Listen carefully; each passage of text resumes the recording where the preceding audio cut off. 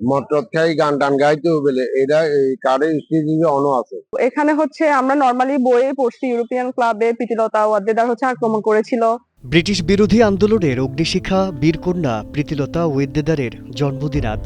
১৯১১ সালের এই দিনে চট্টগ্রামে জন্মগ্রহণ করেছিলেন এই মহীয়সী নারী। আজ যখন আমরা তার জন্মবার্ষিকী পালন করছি, তখন আমাদের চোখের সামনে ভেসে ওঠে চট্টগ্রামের পাহাড়তলির সেই ঐতিহাসিক ইউরোপিয়ান ক্লাব, যে ভবনটি আজও দাঁড়িয়ে আছে এক রক্তঝরা ইতিহাসের সাক্ষী হয়ে।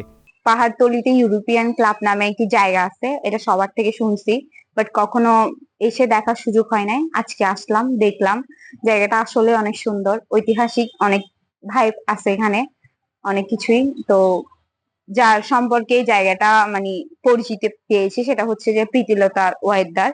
ওনার জীবনী সম্পর্কে জানলাম, এখানে ওনার জীবনী ছিল, এখানে ওটা পড়লাম, অনেক কিছু জানতে পারছি। এখানে হচ্ছে আমরা নরমালি বইয়ে পড়ছি ইউরোপিয়ান ক্লাবে প্রীতিলতা ওয়াদ্দেদার হচ্ছে আক্রমণ করেছিল, এবং এরপর যখন উনি ধরা পড়েছিল ব্রিটিশদের হাতে উনি সায়ানাইড খেয়ে আত্মহত্যা করেছিল।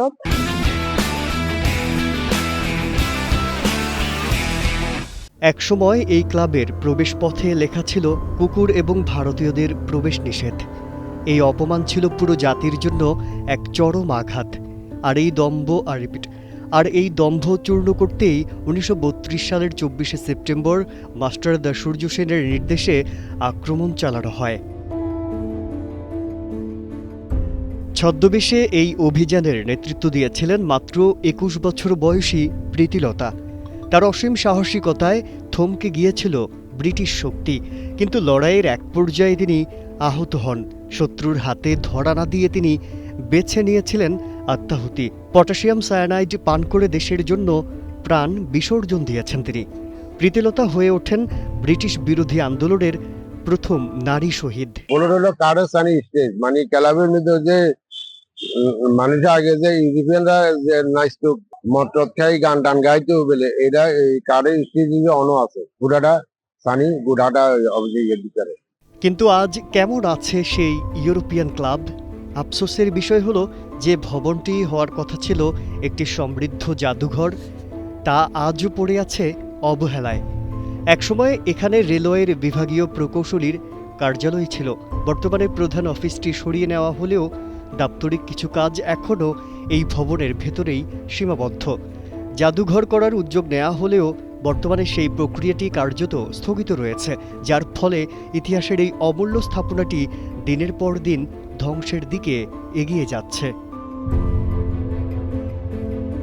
প্রীতিলতা চেয়েছিলেন একটি স্বাধীন দেশ, সেই স্বাধীনতা আমরা পেয়েছি, কিন্তু যে স্থানটিতে তিনি ইতিহাস গড়েছিলেন সেটি আজও যথাযথ সম্মান পায়নি। আজ তার জন্মদিনে আমাদের প্রত্যাশা সব জটিলতা কাটিয়ে ইউরোপিয়ান ক্লাব দ্রুত একটি পূর্ণাঙ্গ জাদুঘরে রূপান্তরিত হোক, যাতে আগামী প্রজন্ম এসে জানতে পারে এই মাটিতেই এক তরুণী দেশের জন্য হাসি মুখে প্রাণ দিয়েছিলেন। বীরকন্যা প্রীতিলতা ওয়েদ্দেদার, আপনার ত্যাগ আমরা ভুলিনি। শুভ জন্মদিন। চট্টগ্রাম থেকে সাইদুর রহমান শাওনের পাঠানো তথ্যচিত্রে ডেস্ক রিপোর্ট, কালের কণ্ঠ।